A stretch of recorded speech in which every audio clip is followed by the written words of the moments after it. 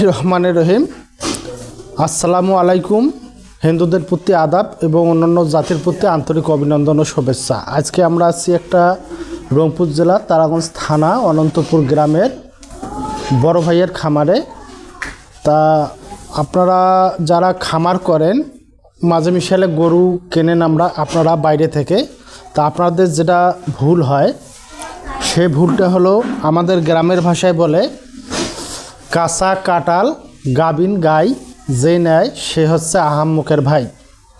আসলে ওই কথাটার বর্তমানে ভিত্তি নাই।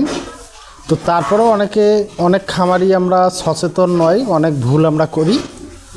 সেটা হলো, এক খামার থেকে যখন আপনারা গরু নিয়ে আসেন, খামারি যদি বলে যে এটা গাবিন আছে অথবা গর্ভবতী আছে, তাহলে আপনারা ওইটা বিশ্বাস করেই নেন।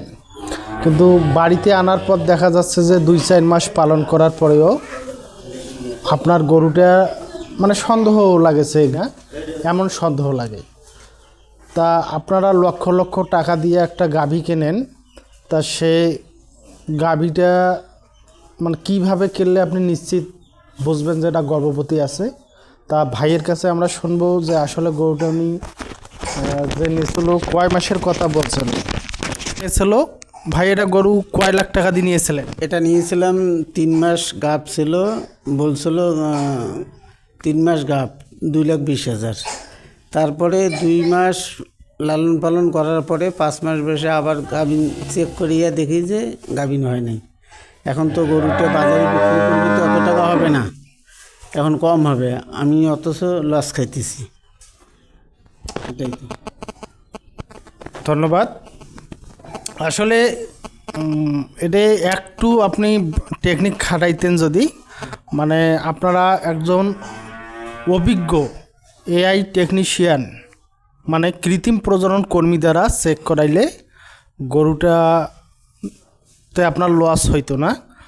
তা আপনারা যারা গরু নেবেন অবশ্যই একজন কৃত্রিম প্রজনন কর্মী দ্বারা চেক করে নেবেন। চেক করে নিলে এই সমস্যাটা হইতো না।